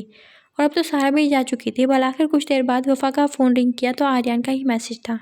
उसने शुगर का सांस लिया और गेट की तरफ चल दी। आर्यन गाड़ी में बैठा उसका मुंतज़िर था। वफ़ा ने फ्रंट डोर खोला और अपनी चीज़ें संभालती बैठ गई। आर्यन ने गाड़ी स्टार्ट करके रोड पर डाल दी। कैसा गुजरा था आज का दिन? आर्यन ने सामने देखते हुए पूछा। कैसा गुजर सकता था? आपने कोई कसर छोड़ी थी? वफ़ा ना चाहते हुए भी शिकवा कर गई। तो तुम्हें बुरा लगा मेरा डांटना? आर्यन ने उसे देखते हुए पूछा था। क्या फ़र्क पड़ता है इससे? आपने तो करना वही होता है जो आपका दिल करता है। दूसरों की परवाह कब करते हैं आप? वफ़ा जो इस वक्त भरी बैठी थी उसके पूछने पर फट पड़ी। आर्यन ने गाड़ी साइड पर रोकी और वफ़ा की तरफ देखा जो अब आंसू बहाने में मसरूफ़ थी। उसके दिल को कुछ हुआ था। वफ़ा इधर देखो। आर्यन ने उसका रुख अपनी तरफ मोड़ा। इसमें रोने वाली क्या बात है? मानता हूँ कि ज़्यादा डांट दिया, पर तुम जो कर रही थी वो भी तो रूल्स के खिलाफ था ना। अगर मैं तुम्हें कुछ ना कहता तो ये दूसरे स्टूडेंट के साथ जाती होती। वफ़ा खामोशी से उसकी बातें सुन रही थी। आर्यन ने नरमी से उसके आंसू साफ किए और उसकी चमकती पेशानी पर अपने हलाल रिश्ते की मोहर जब्त की। जबकि वफ़ा तो उसकी इतनी नज़दीकी पर बौखला कर रह गई थी। शर्म के मारे चेहरा लाल सुर्ख हो गया था। उसने जल्दी से मुंह खिड़की वाली साइड पे कर लिया। अच्छा, अब बहुत भूख लगी है, कुछ खाते हैं, आर्यन ने कहते हुए गाड़ी स्टार्ट की। और कुछ ही देर बाद वो लोग एक रेस्टोरेंट में बैठे हुए थे। आर्यन तो खामोशी से खाना खा रहा था, लेकिन वफ़ा इधर उधर देखने में मगन थी। क्या हुआ, खा क्यों नहीं रही? कुछ और खाना है? आर्यन ने नरमी से पूछा। नहीं, बस मुझे भूख नहीं है। सुबह भी तुमने कुछ नहीं खाया था, इसी लापरवाही की वजह से तो तुम बेहोश होती हो। ख़त्म करो ये सारा। आर्यन ने उसकी प्लेट की तरफ इशारा किया। वफ़ा बुरे बुरे मुंह बनाते खाने लगी, जिस पर आर्यन को हंसी आ रही थी, लेकिन वो मुस्कुराहट जब्त करके खाता रहा। आज काफ़ी दिन हो गए थे वफ़ा को भाई से बात किया, पर वो हिम्मत नहीं कर पा रही थी बात करने की। कैसे बताती सब कुछ? इस वक्त भी इन्हीं सोचों में गुम थी जब हरम उसके पास आई। कहाँ गुम हो वफ़ा? वफ़ा जो अपनी सोचों में गुम थी, हरम के बोलने पर चौंक पड़ी। नहीं, कहीं नहीं। क्या यार, बोर सी बैठी रहती हो? आओ ना, अच्छी सी मूवी देखेंगे। हरम की इस तरह कहने पर वफ़ा की बेजारी भी फ़ौरन गायब हुई। चलो ठीक है, तो मूवी सिलेक्ट करो, मैं कुछ खाने के लिए लेकर आती हूँ। वफ़ा हरम को कहती किचन की तरफ चल दी। वो दोनों मज़े से सारी लाइट्स ऑफ किए, खिड़कियों के आगे पर्दे किए, फुल अंधेरे करके मूवी देखने में मगन थी। जब कोई हॉरर सीन आता तो दोनों की फलक शगाफ चीखें गूंजती। एकदम लाइट ऑन हो गई। लाइट ऑन होने पर देखा तो आर्यन खड़ा था। वो दोनों तो मूवी में मगन थी। क्या हो रहा है यहाँ? आर्यन ने दोनों को देखते पूछा। कुछ नहीं भाई, हम तो बस मूवी देख रही थी। हरम ने मस्कीन सी शक्ल बनाकर कहा, क्योंकि उसे पता था अब क्या होगा। तुम दोनों के तो टेस्ट स्टार्ट है ना मंडे से? जी भाई, लेकिन हमें टेस्ट आता है ना वफ़ा? हरम ने वफ़ा से ताई चाहिए। हाँ हाँ बिल्कुल, इनका तो मुझे पता है कि इनको टेस्ट आता है, आर्यन ने वफ़ा को देखते हुए कहा। खैर बंद करो ये, अगले 10 मिनट में तुम दोनों मुझे लाइब्रेरी में मिलो विद बुक्स। वो अपनी बात कहकर वापस मुड़ गया, जबकि दोनों एक दूसरे की शक्ल देखकर रह गई थी। अगले 10 मिनट बाद वो दोनों अपनी बुक्स उठाए लाइब्रेरी में थी। हरम का तो फिजिक्स का टेस्ट है, इसलिए कुछ टॉपिक उसे समझाने और उनके कॉन्सेप्ट हरम से लेने के बाद उसकी जान बख्शी होगी। लेकिन वफ़ा बेचारी फंस गई, क्योंकि उसका तो मैथ का टेस्ट है जिससे उसकी जान जाती थी। भाई मैं जाऊँ? हरम ने अपनी बुक्स फेंकते हुए कहा। हाँ ठीक है, तुम जाओ। हरम अपनी बुक्स उठा के जाने लगी जब वफ़ा ने उसका दुपट्टा पकड़ा। हरम ने मुड़कर वफ़ा को हाथ से इशारे से पूछा कि क्या है। वफ़ा ने मस्कीन सी शक्ल बनाई, जिस पर हरम मुस्कुराती हुई नफ़ी में सर हिलाती चली गई और वफ़ा पीछे दांत पीसती रह गई। कौन सा चैप्टर है? आर्यन ने बुक लेते हुए पूछा। 3rd चैप्टर है, वफ़ा ने जवाब दिया और रजिस्टर खोलकर देखने लगी। आर्यन ने वफ़ा को सवाल समझाना शुरू किए, पर वफ़ा बेदिली से समझ रही थी। कभी जमाई लेती, कभी ध्यान किसी और चीज़ में लगाती। समझ आ गई? आर्यन ने समझा के पूछा। जी आ गई है, वफ़ा ने जान चढ़ाने के लिए अंदाज में कहा। ठीक है, कुछ देर देखो, फिर मैं टेस्ट लेता हूँ, आर्यन ने कहकर अपने लैपटॉप पर मसरूफ़ हो गया, जबकि वफ़ा को बेबसी पर अपनी गुस्सा आ रहा था। उसने जल्दी जल्दी सवाल समझने की कोशिश की और आर्यन के कहने पर उसे टेस्ट देना स्टार्ट किया, पर जिधर से उसे समझ ना आती कि क्या करना है, साथ साथ बताता गया। अब मैं जाऊँ? वफ़ा ने चेक करवाने के बाद पूछा। हाँ जाओ। उसके कहने पर वो जल्दी से भाई की तरफ बढ़ी, जबकि वो उसकी तेज़ी से जाने पर मुस्कुरा दिया। आज बलाखिर वफ़ा ने हिम्मत करके अरसल को कॉल कर ली थी, पर उसे देखते ही आंखों में मोटे मोटे आंसू आ गए। अस्सलाम वालेकुम भाई। वालेकुम सलाम, कैसी है मेरी गुड़िया? अरसल ने मोहब्बत से पूछा। मैं ठीक हूँ भाई, आप कैसे हैं? वफ़ा ने आंखों में आई नमी को पीछे धकेलते हुए कहा। मैं भी ठीक हूँ, तुम इतने दिन से मेरी कॉल क्यों नहीं उठा रही थी? वो भाई, असल में मेरा मोबाइल थोड़ा ख़राब हो गया था, इसलिए। अब कोई झूठ तो बोलना था ही। अच्छा वैसे मैंने तुम्हें एक बात बतानी है, गेस करो क्या? क्या भाई, बताए ना। हाय भाई, कहीं आपने कोई गोरी तो पसंद नहीं कर ली? वफ़ा ने दहलते हुए कहा। नहीं, मैं भला तुम्हारी मर्ज़ी के बगैर ऐसे कर सकता हूँ? फिर ये कि मैं पाकिस्तान आ रहा हूँ। सच में भाई? वफ़ा ने खुश होते हुए पूछा। बिल्कुल सच। कब आ रहे हैं? बहुत जल्द किसी दिन तुम्हें सरप्राइज़ मिल सकता है। फिर बताएं ना भाई, वफ़ा ने स्टार्ट किया। पता नहीं। नहीं भाई, ये तो सरप्राइज़ है, मैं नहीं बताऊंगा। तो मुझे बताओ, पढ़ाई कैसी जा रही है तुम्हारी? अरसल के पूछने पर उसकी आंखों में किसी का चेहरा एकदम से आ गया। ठीक है भाई, ठीक ही जा रही है भाई, वफ़ा ने खुद को संभालते हुए जवाब दिया। फिर काफ़ी देर अरसल से बात करती रही।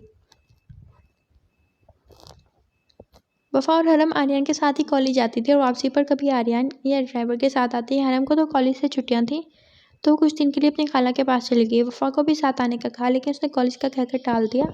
और आज उसकी आंख देर से खुली, क्योंकि रात को देर तक असाइनमेंट बनाती रही थी। वो जल्दी जल्दी तैयार होकर आई और आर्यन के साथ रवाना हो गई। अब कुछ कुछ तब्दीली आ रही थी उसमें। उसमें पहले की तरह ना तो उसने आर्यन की बातों पर झुंझलाहट होती थी और ना ही गुस्सा आता था। वो लेक्चर ले रही थी, जब उसे याद आया कि असाइनमेंट तो वो घर बुलाई और कंप्यूटर वाले सर बिल्कुल नहीं बख्शेंगे उसे परेशानी होने लगी। समझ नहीं आ रहा था अब क्या करे। लेक्चर खत्म हुआ तो क्लास से निकल आई। सारा को बोला कि वो 5 मिनट तक आती है और खुद उसका रुख आर्यन के ऑफिस की तरफ था। रिसेप्शन वाली मैम से पूछकर वो इंतजार वहीं करने लगी। कुछ देर बाद उसने इतला दी तो अंदर की तरफ बढ़ गई। दरवाज़ा नॉक किया और इजाज़त मिलने पर अंदर दाखिल हुई। आर्यन लैपटॉप पे मसरूफ उसे देखकर लैपटॉप को साइड पे किया। वफ़ा खैरियत, कुछ काम है? उसने वफ़ा को देखा जो रोने वाली शक्ल बनाए खड़ी थी। वो मेरी असाइनमेंट घर रह गई है और अगला लेक्चर कंप्यूटर का है, वफ़ा रोहान से लहजे में कहा। इस वक्त वो कहीं से भी वो वाली वफ़ा नहीं लग रही जो उसके साथ हमेशा उखड़ी उखड़ी रहती थी। तो इसमें परेशान होने वाली क्या बात है? तुम बैठो, मैं भी कर लेता हूँ बात। वफ़ा साइड पे रखे सोफे पर बैठ गए। आर्यन ने कॉल की और वफ़ा बात करके वफ़ा की जानिब मुतवज्जो हुआ। हो गई है बात, कुछ नहीं बोलेंगे, अब कुछ देर तक तुम्हारी असाइनमेंट आ जाएगी, ठीक है? वफ़ा ने इस बात में सर हिलाया। अब आप क्लास में जाओ, छोटी छोटी बातों पर परेशान नहीं होते। आर्यन ने मुस्कुराते हुए कहा, थैंक यू। वफ़ा ने कहा और बाहर निकल गई, जबकि आर्यन को लग रहा था कि आहिस्ता आहिस्ता सब कुछ ठीक हो रहा है। आर्यन की बात सही थी, सर ने उसे कुछ नहीं बोला तो कुछ ही देर बाद उसकी असाइनमेंट आ गई थी। वफ़ा ने अपनी असाइनमेंट सबमिट करवा दी थी और कुछ देर पहले वाली परेशानी बिल्कुल गायब थी। वो मज़े से सारे के साथ कैंटीन में बैठकर खाना खा रही थी। वफ़ा जल्दी जल्दी करो ना, सर का लेक्चर होने वाला है। कुछ नहीं होता यार, आराम से कहो, वफ़ा ने बेफिक्री से कहा। पता है ना कल क्या हुआ था रुबीना के साथ? सारा ने क्लास की लड़की का नाम लिया। वो तो रोज़ लेट आती है, इसलिए बाहर खड़ी हुई थी ना। जब बेल हुई तो दोनों जल्दी जल्दी क्लास की तरफ बढ़ी और क्लास के दरवाजे पर जाके सांस लिया। आर्यन को क्लास में देखकर सारा ने गुस्से से वफ़ा को देखा। मैं वी कम इन सर, सारा ने कहा। नो, आर्यन ने जवाब देकर दोबारा क्लास की तरफ मुतवज्जो हो चुका था, जबकि सारा वफ़ा को घूरियाँ दे रही थी। सॉरी सर, नेक्स्ट टाइम नहीं होगा, वफ़ा ने कहा। आर्यन ने कोई जवाब नहीं दिया, अपना लेक्चर जारी रखा। 10 से 15 मिनट गुजर चुके थे, दोनों को उधर खड़े हुए। आर्यन ने उनको देखा। कम इन, वो बोलकर दोबारा क्लास की तरफ मुतवज्जो हो चुका था। थैंक यू सर, उन दोनों ने कहा और आगे अपनी सीट पर बैठ गई। वापसी पर भी वफ़ा खामोश ही रही थी, जबकि आर्यन ने भी कोई बात ना की थी। वफ़ा बोर हो जाती थी क्योंकि हरम भी नहीं थी इधर। आज भी बोर सी बैठ गई जब ऐसे ना बंदी ऑफिस से वापस आए। अस्सलाम वालेकुम बाबा, वफ़ा ने सलाम किया। वालेकुम सलाम बेटा। वफ़ा उनके लिए पानी लाई। थैंक यू बेटा। बाबा खाना लगाऊं आपके लिए? वफ़ा ने गिलास लेते हुए पूछा। बिल्कुल बेटे, मैं फ़्रेश होकर आता हूँ। आसिना बंदी अपने कमरे की तरफ बढ़ गई, जबकि वफ़ा किचन की तरफ चली गई। हसन साहब खाना खा रहे थे जब उन्होंने वफ़ा को मुखातिब किया। वफ़ा बेटा, मेरा एक बहुत अच्छे दोस्त के बेटे की शादी है, तो मैं चाहता हूँ आप और आर्यन जाओ। देखो बेटा, मैं जानता हूँ किन हालात में आपका निकाह हुआ है, पर बेटा एक दफ़ा आर्यन पे भरोसा करके देखो। मैं नहीं कहता कि वो ठीक है, क्योंकि आपको मैंने अपनी बेटी माना है, तो मैं हमेशा आपके साथ हूँ, ठीक है? उन्होंने प्यार से उसे समझाते हुए पूछा। जी बाबा, तो फिर शाम में आप तैयार रहना। जी। और वफ़ा सोच रही थी कौन सा ड्रेस पहने, कि बाबा को तो कह दिया, अब उसे टेंशन हो रही थी। अभी यही सोच रही थी कि आर्यन आया। ये लो वफ़ा। उसने एक शॉपिंग बैग वफ़ा की तरफ बढ़ाया। ये क्या है? वफ़ा ने नॉर्मल तरीके से पूछा। शायद ये बाबा की बातों का असर था। ड्रेस है शाम को पहनने के लिए। एक शर्ट पर शाम को ये ड्रेस पहनूंगी और आपके साथ जाऊंगी, वफ़ा ने कहा। कौन सी शर्ट? आर्यन ने बाजू सीने पर लिपेटते हुए दिलचस्पी से पूछा। आपने जो असाइनमेंट दी थी वो कल नहीं लेंगे, वफ़ा के कहने पर आर्यन ने उसे घूरी से नवाजा। प्लीज़ ना लें ना, इतनी लंबी अगर मैं अभी शुरू करूँ तो सुबह तक कंप्लीट होगी, वफ़ा ने मस्किन सी शक्ल बनाते हुए कहा। तो 3 दिन थे ना तुम्हारे पास, क्यों नहीं बनाई? ये तो तुम्हारी गलती है और मैं तुम्हें नोट्स दे देता हूँ, उसे बना लेना। अब तैयारी करो जाके। आर्यन के कहने पर वफ़ा को गुस्सा तो बहुत आया, पर क्या करती। शाम को जब उसने ड्रेस खोला तो आर्यन की चॉइस को दाद दिए बगैर न रह सकी। वो ब्लैक कलर की बहुत ही खूबसूरत फ्रॉक थी। वफ़ा तैयार हो रही थी। तैयार होकर बाहर आई तो आर्यन गाड़ी में उसका इंतज़ार कर रहा था। वफ़ा की फ्रंट सीट पर बैठ गई, जबकि आर्यन तो पलके झपकाए बिना वफ़ा को देख रहा था, जो सादे से मेकअप में और बालों को स्कार्फ से कवर किए सीधा उसके दिल में उतर रही थी। चलें? वफा के बोलने पर वो एकदम चौंक पड़ा। आर्या ने गाड़ी स्टार्ट की। दोनों खामोश थे, लेकिन इस खामोशी को गाने की आवाज़ ने तोड़ा। जिंदगानी के लम्हों को तेरे नाम कर दिया, खुद को तेरी ही खातिर बदनाम कर दिया। वफा तो बाहर देखती अपनी दुनिया में थी और आर्यन गाहे बगाए है वफा पर भी नजर डाल रहा था। मैं तेरी आंखों में देखता हूँ खुद को, तुमको क्या दिखता है मेरी आंखों में कहाँ। एकदम वफा की नजरें आर्यन की नजरों से टकराई। वफा ने नजरें चुरा ली और दोबारा बाहर देखने लगी, जबकि आर्यन उसकी इस तरह करने पर मुस्कुरा पड़ा। फंक्शन में आर्यन ने बिल्कुल उसे बोर नहीं होने दिया था। कुछ आर्यन की दोस्त की वाइफ से भी वफा की अच्छी गपशप थी। वापसी पर वफा को थकावट ही बहुत हो गई थी, बस दिल कर रहा था जल्दी से घर पहुंचे और सोए। घर आकर अपने कमरे की तरफ जा रही थी जब आर्यन ने बुलाया। कॉफ़ी मिल सकती है एक कप? जी, वफा ने कहा और किचन की तरफ मुड़ गई, जबकि आर्यन अपने कमरे की तरफ बढ़ गया। वफा ने कॉफ़ी बनाई और सोचने लगी कि अब दे कैसे, लेकिन देनी तो थी, इसलिए कॉफ़ी लेकर उसके कमरे की तरफ चल पड़ी। दरवाज़ा नॉक करके अंदर गई। उसका कमरा दूसरे कमरों की निस्बत बड़ा और नफासत से सेट किया गया था। आर्यन चेंज करके सोफे पर बैठा हुआ था, लैपटॉप पे कुछ काम कर रहा था। वफा ने काफ़ी टेबल पर रखी। आर्यन अपनी जगह से उठकर वफा के करीब आया। आज बहुत प्यारी लग रही थी, उसने कहते टेबल पर बड़ा बॉक्स उठाया, उसमें से पेंडेंट निकाल कर वफा के गले में पहना दिया, जबकि वफा की हालत गैर हो गई थी। मैं जाऊँ? वफा ने हिम्मत करके पूछा। हाँ जाओ। आर्यन को बुला के उस पर तरस आ गया। वफा जल्दी से बाहर की तरफ बढ़ी। वफा तो जल्दी से आर्यन के कमरे से निकली और अपने कमरे में आके दम लिया। अभी भी ऐसे था जैसे दिल पसलियाँ तोड़कर बाहर आ जाएगा। उसने अपनी तेज़ होती धड़कनों पर काबू पाने की कोशिश की और आइंदा से कभी भी आर्यन के कमरे में ना जाने का इरादा किया। वो चेंज करके आगे सोने की कोशिश करने लगी, पर बार बार एक ही मंजर आंखों के सामने आ रहा था। वो उसी में उलझते हुए पता नहीं कब नींद की वादियों में उतर गई।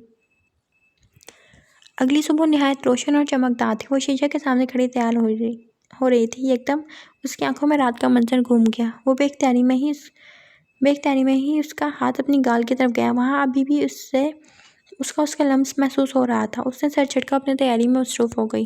वो नीचे आई तो आर्यन और एहसन अफंदी नाश्ता कर रहे थे। वो सलाम करके नाश्ता करने बैठ गई। रात की वजह से शर्म भी आ रही थी। नाश्ता करके बाबा को अल्लाह हाफ़िज़ बोलकर आर्यन के साथ कॉलेज रवाना हो गई। और मैथ का लेक्चर जब हुआ तो उसको परेशानी ना घिरा, क्योंकि रात देर तक आने की वजह से उसने असाइनमेंट नहीं बनाई और परेशान हो रही थी, क्योंकि उसे ये कन्फर्म था उसकी वॉट लगेगी। और हैरत तब हुई जब उरिया ने आके लेक्चर शुरू किया और वफा की तरफ देखा, जो कि परेशान सी बैठी हुई थी। बेटे तुम आराम से बैठो, मैं तुम्हें सारी बात बताता हूँ। एहसन अफंदी ने अरसल को कहा और हर बात शुरू से बता दी, जबकि अरसल खामोशी से सुनता रहा।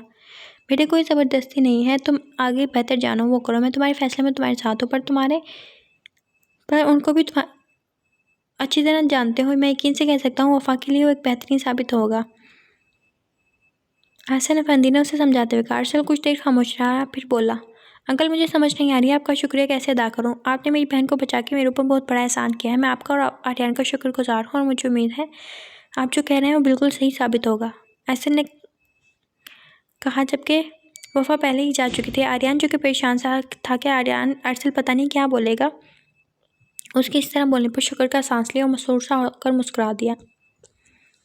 वफा अरसल के साथ बैठी गपशप लगा रही थी जब हरम बोलती हुई आई, पर वहाँ एक अजनबी को बैठे देखकर खामोश हो गई। अस्सलाम वालेकुम, उसने अरसल को सलाम किया। वालेकुम सलाम, अरसल ने जवाब दिया और वफा की तरफ मुतवज्जह हुआ। हरम आओ ना, मैं भाई से बोल रही थी आइसक्रीम खिलाने ले चलें। नहीं यार मेरा दिल नहीं कर रहा, तुम जल्दी जाओ, हरम ने जवाब दिया, क्योंकि उसे जाने से झिझक हो रही थी। प्लीज़ यार चलो ना, मज़ा आएगा, वफा ने हरम को कहा। हरम को चारों नचार मानना ही पड़ा। कुछ ही देर में वो लोग आइसक्रीम खाने चले गए। पूरे रास्ते हरम को अपने चेहरे पर किसी की नज़रों का एहसास महसूस होता रहा। घर आने पर उसने दोबारा जाने से तौबा कर ली थी। अरसल अभी कुछ दिन इधर ही था, क्योंकि घर को नए सिरे से रिनोवेट कराना था। उसने कहा था कि वो किसी होटल में रह जाएगा, लेकिन एहसन अफंदी ने ऐसा ना होने दिया। अब अरसल मुस्तकिल तौर पर पाकिस्तान आ गया था और यहाँ ही बिजनेस स्टार्ट करने का इरादा कर लिया था। वफा लोगों के कॉलेज का ट्रिप जा रहा था मरी में। वफा और हरम का दिल था जाने का और एहसन अफंदी ने उन्हें इजाज़त भी दे दी थी। यार वफा तुमने अपनी पैकिंग कर ली? हरम ने वफा से पूछा। हाँ कर लिए है, क्योंकि सुबह तो टाइम ही नहीं मिलेगा, वफा ने सारा को जवाब दिया। हाँ मैंने भी इसीलिए कर ली है, अभी सो जाते हैं, नहीं तो सुबह आँख नहीं खुलेगी, उसने कहा और दोनों सोने के लिए लेट गई। अगली सुबह 4 बजे वो उठ गई, क्योंकि 6 बजे बसें निकलनी थी कॉलेज से।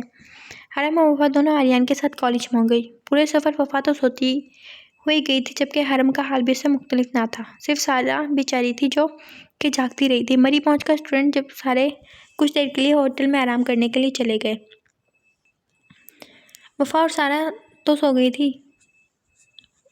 जब सोकर उठी तो बाहर आ गई। काफ़ी स्टूडेंट थे, वो लोग माल रोड पर थे। सारा और वफा अलग थी, जबकि हरम अपनी दोस्तों के साथ थी। माल रोड के किनारे पर कोई बार्डर नहीं था। नीचे देखने पर गहराई नजर आती थी और सब्जा हर जगह दरख्त ही दरख्त थे। वो लोग तस्वीरें बना रहे थे जब सारा को अपने ऊपर किसी की नज़रों का एहसास हुआ। उसने देखा तो 3 लड़के खड़े थे जिनके हाथ में सिगरेट थे। सारा ने वफा को इशारा किया, दोनों आगे चलने लगी, जबकि वो लड़के भी उनके पीछे आ रहे थे। घबराहट में समझ नहीं आ रहा था क्या करें। वफा के दिमाग ने कुछ काम करना शुरू किया। उसने हाथ में पकड़े मोबाइल से कुछ टाइप किया और बस उसी इंतज़ार था। वो लोग अब भी उनके पीछे आ रहे थे और अब तो उन्होंने आहिस्ता आहिस्ता आवाज़ में बातें भी शुरू कर दी थी। इतने में वफा को आवाज़ आई, आप लोग यहाँ क्या कर रही हैं? और ग्रुप तो आपका पीछे है काफ़ी। उन दोनों ने देखा आर्यन खड़ा था, जबकि वो लड़के पीछे की तरफ मुड़ गए थे वापस। वो हमें पता ही नहीं चला, हम ज़्यादा आगे निकल आए। वफा ने कहा, ध्यान रखा करें और अपने ग्रुप के साथ रहा करें। अगर अब मैं ना आता तो चले यहाँ से। अब आर्यन ने फिक्रमंदी से दोनों को कहा और वो दोनों उसके आगे आगे चलने लगी। रात को खाना खाने के बाद सारा तो सो गई, लेकिन वफा को नींद नहीं आ रही थी। अभी मुश्किल से उसकी आंख लगी थी कि उसका मोबाइल बजा। उसने नंबर देखकर कॉल उठाई। मैं वेट कर रहा हूँ, नीचे आओ। ओके, वफा ने लम्बी भर की खामोशी के बाद कहा, शायद कोई बात करनी हो। उसने एक नज़र सोई हुई सारा को देखा और बाहर आ गई। आर्यन बाहर ही खड़ा था, उसके पास आई। कोई काम था आपको? वफा ने उससे पूछा। क्या मैं काम के अलावा तुम्हें नहीं बुला सकता? तो फिर? मेरा दिल कर रहा था कि काफ़ी हो मेरी ज़िंदगी हो और उसके साथ वॉक करूं। आपको इस टाइम इतनी सर्दी में वॉक ही पड़ी है? वफा ने गुस्से से कहा। हाँ, इसी मौसम का तो मज़ा है, आर्यन ने कहा। वफा आगे से कुछ ना बोली। वो दोनों खूबसूरत ट्रैक पर वॉक कर रहे थे और हाथ में कॉफ़ी के कप थे। कभी आर्यन बात कर लेता। अब वफा को सर्दी लग रही थी क्योंकि जल्दी में शॉल लेना भूल गई थी। आर्यन ने वफा के नीले पड़ते होंठ देखे तो अपने ऊपर ली हुई शाल की एक साइड पकड़ के वफा के ऊपर कर दी और उसके गिर्द अपनी बाहों का हिसार बांध दिया। मुझे सर्दी नहीं लग रही, वफा ने घबराते हुए कहा। हाँ, नज़र आ रहा है कि तुम्हें सर्दी नहीं लग रही। ये होंठ तो शौकिया तौर पर नीले पड़ रहे हैं, है ना? आर्यन के कहने पर वफा खामोश हो गई। काफ़ी लोग उन्हें रश्क-भरी नज़रों से देख रहे थे। होटल आकर आर्यन ने उसे अपने हिसार से आज़ाद किया। कल इसी टाइम यहाँ इंतज़ार करूँगा। अल्लाह हाफिज़। वफा ने कहा और अंदर की तरफ बढ़ गई। अगले दिन वो लोग नथिया गली गए, घुड़सवारी की अयूबिया गए और मरी के मुख्तलिफ मकामात पर बर्फ़बारी हो रही थी, जिसे सबने बहुत इंजॉय किया। लेकिन नतीजे में सबको ज़ुकाम और बुखार हो गया। उस दिन भी आर्यन और वफा ने वॉक की, लेकिन वफा अपनी शॉल ले जाना ना भूली। अगले दिन उन्होंने इस्लामाबाद रवाना होना था। वफा की आंख देर से खुलने की वजह से जल्दी जल्दी सारी चीज़ें समेटी और वो लोग जल्दी रवाना हुए। पहले लेक व्यू पार्क गए और सबने राइड्स ली और बोटिंग की। शाम को वो लोग मुनाल होटल इस्लामाबाद आ गए। जिस टाइम वो लोग मुनाल होटल पहुंचे, शाम पूरी तरह अपने पर फैला चुकी थी। वो लोग अपने अपने रूम में चले गए। थकावट की वजह से वो दोनों भी जल्दी ही सो गई। अगले दिन वो लोग फैसल मस्जिद गए थे, पिसेंटोर्स मॉल, और ये मॉल 5 फ्लोर पर मुश्तमिल था। वफा सारा मॉल घूमकर अब थक कर आके बैठी हुई थी, जबकि सारा हरम के साथ घूम रही थी। वफा अपनी ही दुनिया में थी कि आर्यन उसके सामने वाली चेयर पर आकर बैठ गया। तुम्हारी तबीयत ठीक है? इधर क्यों बैठी हो? आर्यन ने वफा से पूछा। ऐसे ही थक गई थी तो सोचा बैठ जाऊँ थोड़ी देर आके। तुमने शॉपिंग नहीं की क्या? हरम भी कर रही थी। आर्यन ने वफा को देखते हुए कहा। मेरा दिल नहीं कर रहा था, इसीलिए। वफा जवाब देकर इधर उधर देखने लगी। क्यों दिल नहीं कर रहा? लड़कियों को तो इतना शौक होता है शॉपिंग का, और एक तुम को शोहर खुद कह रहा है फिर भी नहीं चल रही हो। उठो चलो। आर्यन ने उसका हाथ पकड़ कर उठाया, उसे लेकर शॉप्स की तरफ चल दिया। फिर पहले उसने इसके लिए ड्रेस चूज़ की, फिर दूसरी शॉपिंग की, जबकि वफा बिल्कुल थक चुकी थी। तंग आकर बोल उठी, बस कर दें क्या? पूरी ज़िंदगी की शॉपिंग अभी कर लेनी है? अब मैं थक गई हूँ। ठीक है, मैं तुम्हें हरम लोगों के पास छोड़ देता हूँ। आर्यन ने वफा की शक्ल देखी जहाँ थकन के असरात थे।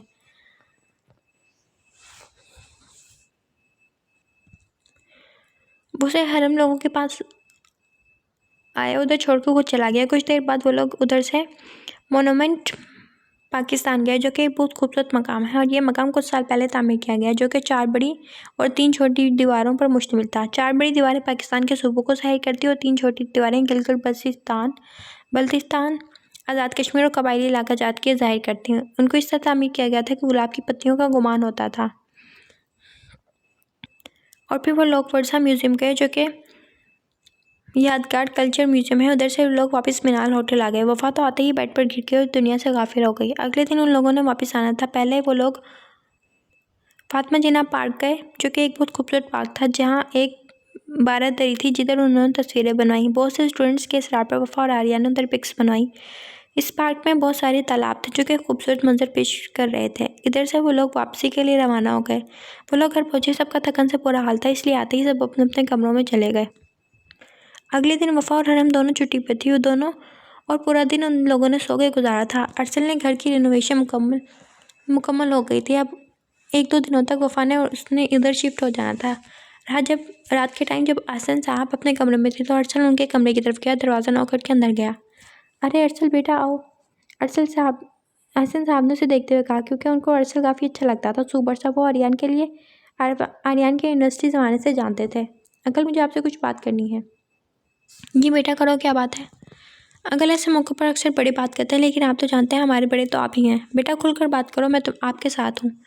अहसन साहब ने अरसल से कहा, अंकल मैं अगर आपको मुनासिब ना लगे तो मैं हरम का हाथ मांगना चाहता हूँ। अरसल ने सर झुकाकर कहा। कुछ देर की खामोशी के बाद अरसल ने सर उठाकर देखा तो अहसन साहब मुस्कुरा कर उसे देख रहे थे। अंकल वाकई? अरसल ने बेयकीनी से पूछा। बिल्कुल, तुम भी मुझे आर्यन जैसे हो। जब मैंने उसे कुछ नहीं कहा तो तुम्हें क्यों कहूँगा। Thank you so much uncle, thank you so much, Arsal ने कहा और उनके गले लग गया। मेरी बन्नो बनेगी मेरी भाभी। वफा को जब से पता चला था मुसलसल हरम को तंग कर रही थी और हरम वो शर्माई जा रही थी, क्योंकि जो भी था अपने आने वाली ज़िंदगी के बारे में सोचकर पुरसुकून थी, क्योंकि अरसल उसे भी पसंद था। वैसे कितना मज़ा आएगा ना हरम, वफा ने उसे छेड़ते हुए कहा, जिस पर हरम ने उसे घूरी से नवाजा। वफा आप चुप कर जाओ, वरना बारी तो तुम्हारी आनी है। हाँ मुझसे पहले आनी है, फिर पूछूंगी मैं तुमसे। अब घूरने की बारी वफा की थी। वो तो ऐसे ही लगी रही एक दूसरे को तंग करने में।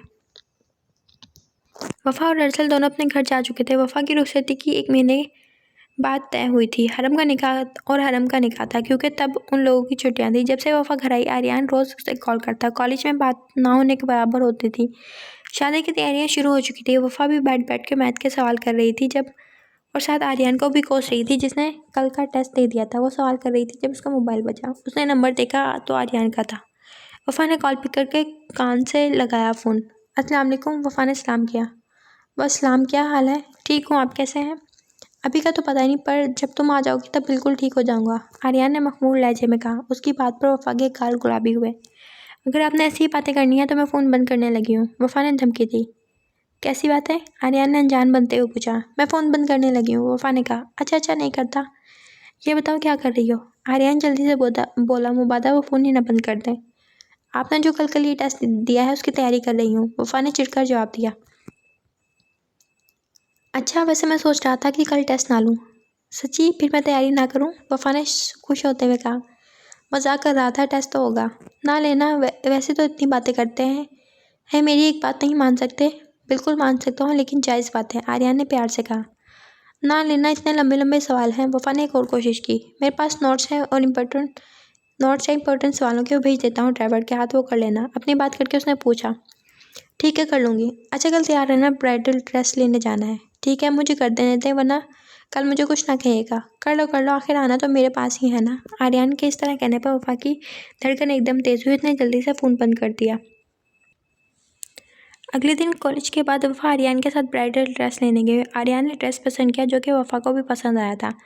लहंगा रेड और स्किन कलर का था, जिसके ऊपर खूबसूरत काम हुआ था पूरा, और लहंगे से ज़्यादा प्यारा दुपट्टा था। ये तो एक कुदरती बात है कि जो इंसान आपको अच्छा लगे फिर उसकी पसंद भी अच्छी लगती है। यही सब वफा के साथ हो रहा था। धुन झट गई थी, बल्कि अब तो वो आर्यन की मखरूज हो गई थी। जब से उसे पता चला, आर्यन से दिन पर लगाकर उठ गए थे। आज वफा की मेहंदी थी और साथ हरम और वफा का निकाह था। आसन साहब ने कहा था कि निकाह दोबारा होगा।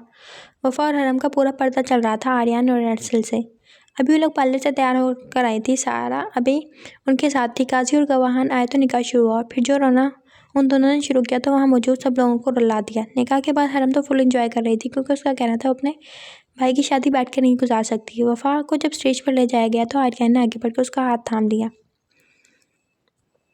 जिसे वफा ने बिना किसी पेशरफत के पकड़ लिया और आकर उसके साथ खड़ी हो गई। सब यंग जनरेशन ने होटिंग की, जिस पर वफा तो शर्म से गुलाबी हुई और आर्यन उसकी नजरें तो उसकी तो नज़रें ही नहीं हट रही थी वफ़ा से। वो लाइट ग्रीन और पिंक कलर के लहंगे में मलबूस फूलों की ज्वेलरी डाले सिंपल मेकअप में सीधा उसके दिल में उतर रही थी।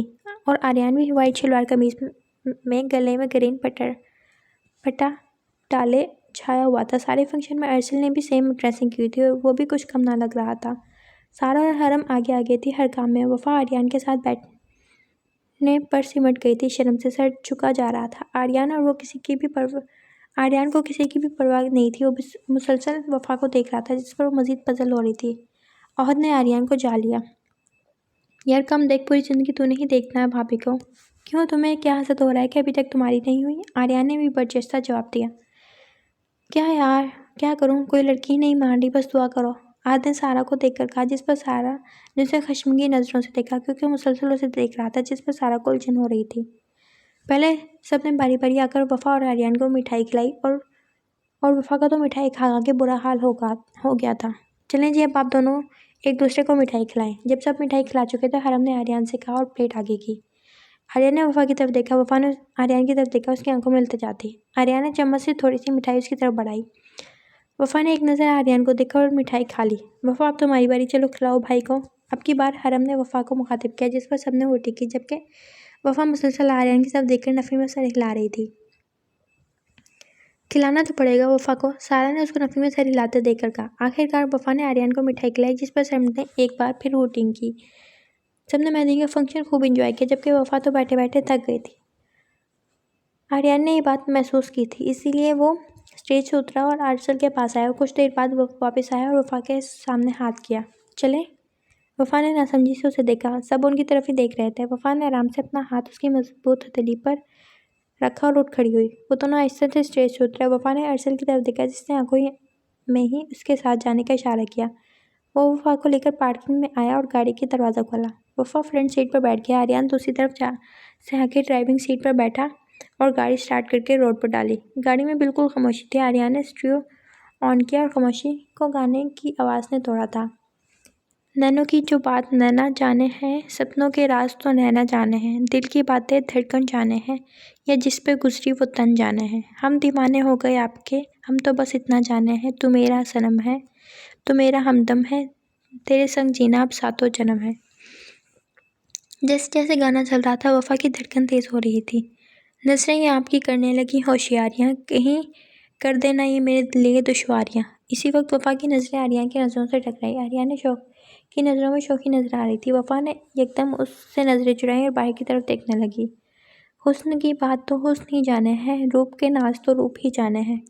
बस इससे आगे वो नहीं सुन सकती थी। उसने हाथ बढ़ाकर गाना बंद कर दिया।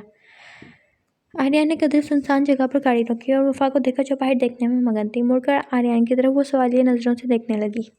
आर्यन ने एक नीले रंग की मखमली डब्बी निकाली और उसमें से एक खूबसूरत ब्रेसलेट निकालकर वफ़ा की कलाई की जीनत बनाया।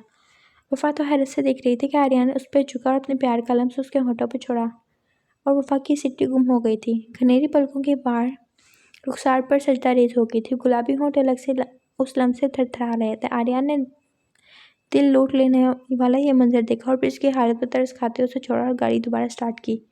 पूरे रास्ते वफ़ा ने उसकी तरफ नहीं देखा था। गाड़ी घर के सामने रोकते उसने जल्दी से दरवाज़ा खोला और बाहर निकल गई, जबकि आर्यन मुस्कुराते हुए गाड़ी स्टार्ट की। हरम अभी अभी खड़ा आके कमरे में आई थी, ड्रेस चेंज करने का सोच रही थी कि दरवाजे पर नॉक हुआ। उसने मुड़कर देखा तो अर्शल को दरवाजे पर खड़ा पाया। उसे देखते ही हरम जल्दी से बेड से उठ खड़ी हुई। अर्शल ने दरवाज़ा लॉक किया और हरम की तरफ आया। निकाह मुबारक हो आपको भी, हरम ने आहिस्ता से कहा। बहुत प्यारी लग रही हो, मेरा तो दिल कर रहा है आज ही रुखसती करवा लूँ। अर्शल के कहने पर हरम ने एकदम उसे देखा। मजाक कर रहा हूँ यार, अर्शल ने कहते ही साथ जेब में से एक डब्बी निकाली, उसमें से रिंग निकालकर हरम को पहनाया और उसकी पेशानी पर अपनी मोहब्बत की पहली मोहर जब्त की। अपना ख्याल रखना मेरे लिए, अर्शल इसे कहता हुआ बाहर चला गया, जबकि हरम तो उसके लम्स को ही महसूस कर रही थी।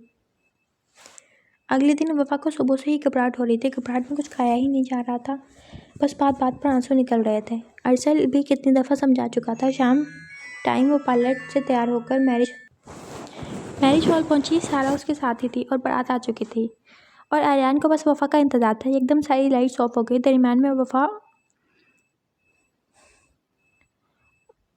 और उसे अर्शल ने अपने बाजू के हिसार में लिया हुआ था। सिर्फ एक लाइट ऑन थी, जो कि सिर्फ वफ़ा को फोकस कर रही थी। वो नीचे सारे गुलाब के फूल थे। आर्यन तो वफ़ा से नज़रें ही नहीं हटा पा रहा था। वफ़ा जब करीब आ गई तो आर्यन ने उठकर आगे आया और वफ़ा के सामने हाथ कर दिया। जैसे ही वफ़ा ने उसके हाथ में अपना हाथ दिया, ऊपर से गुलाब की पत्तियां बरसना शुरू हुई। वफ़ा स्टेज पर आर्यन के साथ आकर खड़ी हो गई। उसका हाथ अभी भी आर्यन के हाथ में था। उसने नामहसूस तरीके से 2 दफ़ा हाथ छुड़ाने की कोशिश की, लेकिन आर्यन ने ना छोड़ा। दूध पिलाई की रस्म सारा ने की थी, जिसमें हरम ने भी पूरा साथ दिया था। कुछ देर बाद रुखसती का शोर उठा तो वफ़ा के रुके हुए आंसू फिर से जारी हुए, जो कि रुकने का नाम नहीं ले रहे थे। आर्यन ने जब वफ़ा को चुप होते ना देखा तो उसके कान में सरगोशी की, अगर तुम चुप ना हुई तो सबके सामने अपने तरीके से चुप करवाऊंगा। आर्यन के इस तरह कहने पर वफ़ा के आंसू एकदम थम गए। उसने आर्यन की तरफ देखा, वो भी इसी तरफ देख रहा था और ये लम्हे कैमरे में हमेशा के लिए महफूज हो गया। घर आकर कुछ रस्मों के बाद वफ़ा को उसके कमरे में छोड़ा गया। दिल धक धक कर रहा था। हरम के लाख इसरार पर भी उससे कुछ ना खाया गया। वो इन्हीं सोचों में थी कि दरवाज़ा खुला और मुलाजिम आई, जिसके हाथ में खाने की ट्रे थी। उसने खाने की ट्रे टेबल पर रखी और बाहर चली गई। उसके पीछे ही आर्यन अंदर दाखिल हुआ और दरवाज़ा बंद करके वफ़ा की तरफ आया। अस्सलाम वालेकुम, उसने बेड पर बैठते हुए वफ़ा को सलाम किया। वालेकुम सलाम, वफ़ा ने आहिस्ता से जवाब दिया। बहुत प्यारी लग रही हो। आर्यन ने उसके चेहरे को देखते हुए कहा। दराज से एक डब्बी निकाल कर उसमें से अंगूठी निकाल के वफ़ा को पहनाई। उसका हाथ हल्का सा दबाकर छोड़ दिया। आर्यन उठा और ट्रे टेबल से उठाकर बेड पर रखी। खाना क्यों नहीं खाया? चलो अब खाओ। आर्यन ने चम्मच उसके मुँह के आगे किया। वफ़ा ने खाना शुरू किया। थोड़े से खा के उसने बस कर दिए थे। तुम्हें पता है वफ़ा, मुझे यकीन था एक दिन तुम ज़रूर मेरी बन जाओगी, और देखो आज तुम मेरी हो गई हो। आर्यन ने कहते साथ ही वफ़ा की आंखों को बारी बारी अपने लबों से छुआ, जबकि वफ़ा उसके इस तरह करने पर मज़ीद सिमट गई। तुम खुश हो ना? बहुत ज़्यादा, उसने मुस्कुरा कर कहा और